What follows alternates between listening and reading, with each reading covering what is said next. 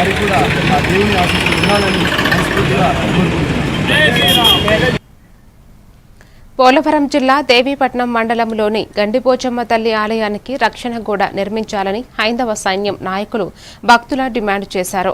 గోదావరి నది ఒడ్డున ఉన్న పురాతన ఆలయం పోలవరం ప్రాజెక్టు కారణంగా కొండపైకి తరలించగా ప్రస్తుతం తలం వరదల తాకిడికి కుంగిపోయిందని వారు ఆందోళన వ్యక్తం చేశారు.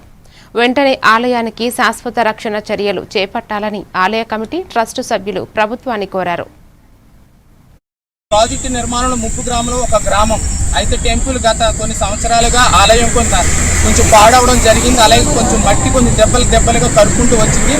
ప్రజెంట్ ఇప్పుడు మళ్ళీ వచ్చే జూన్ నెలలో వచ్చేటువంటి వాటర్ ఫ్లోటింగ్ ఖచ్చితంగా అమ్మవారి ఆలయం నీటిలో కరిగిపోయే అవకాశం ఉంది. ఇది చాలా అపచారం, చాలా హిందూ మనోభావాలు దెబ్బతినే మాట్లాడడం జరిగింది. చాలా కష్టపడ్డారు. ప్రాపర్గా అందరూ కూడా హిందూ సంఘాలు కావచ్చు, అలాగే పూజారి గారు కావచ్చు, అలాగే ఎండోమెంట్ దేవస్థానం ఈవో గారు కావచ్చు, గ్రామస్తులు కావచ్చు, ప్రతి ఒక్కరూ కూడా ఆలయం కోసం కష్టపడ్డారు.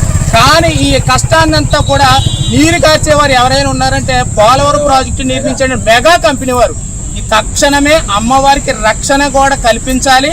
అమ్మవారి టెంపుల్కి ఎటువంటి ఆటంకం కూడా జరగకుండా మీరు చూసుకోవాలి. లేదంటే కనుక హైందూ సైన్యమే కాకుండా మిగతా హిందూ సంఘాలతో పాటు రాష్ట్ర వ్యాప్తంగా కార్యాచరణ చేపట్టి ధర్నా చేయడానికి సిద్ధంగా ఉన్నారు గ్రామస్తులు. అలాగే హిందూ సంఘాలు కూడా తక్షణమే అమ్మవారికి ఎటువంటి ఆటంకం జరగకుండా రక్షణ కూడా వెంటనే మీరు కొబ్బరికాయ కొట్టి ప్రారంభించాలి, నిర్మించాలి. లేదంటే కనుక హిందూ సంఘాల గ్రామస్తులు కానీ ఊరుకోము. అలాగే ఎవరైతే ఉన్నారో రాజకీయ నాయకులు లోపలగా వాళ్ళు కూడా మాకు సపోర్ట్ చేశారు. అందరూ కూడా మీకు కలిసి పోరాటం చేస్తారు.